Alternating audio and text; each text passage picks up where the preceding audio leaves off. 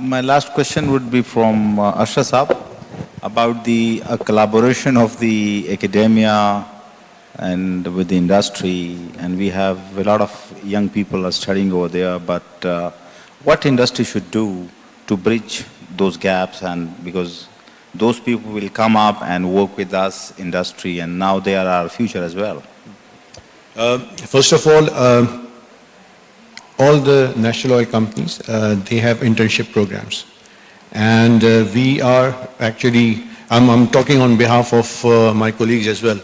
So we are offering internship programs and we are offering training programs as well. So lately in PPL, we have currently, just recently, we have around 48 trainees and in different disciplines, not only GNG, reservoir, petroleum engineers, mechanical. So we have tried to capture most of our academia.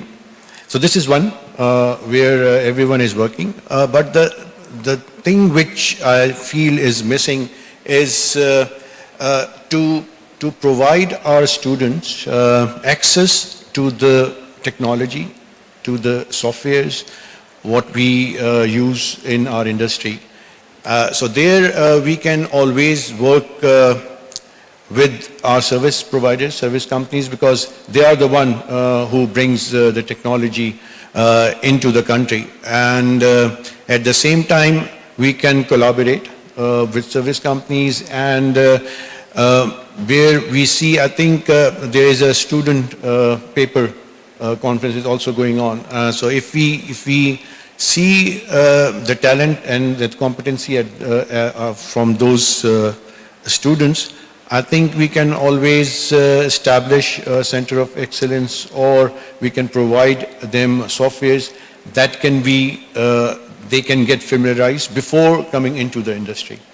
So this is one, this is second, and the third thing is to provide venues or opportunities to work with the faculty on different projects. And we know where the center of excellences are for seismic. We know Qadir University for petroleum geology and for reservoir engineering. And now because we are looking into diversification into mineral, so we know there are universities in Balochistan and in KPK. So we can always work with their faculty and provide them projects which give us the value as well.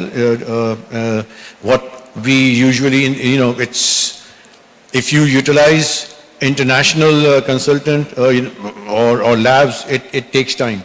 So similar labs are available, which I've seen recently actually for the mineral diversification part. So we can utilize them. So these are few venues where we can work together with the academia.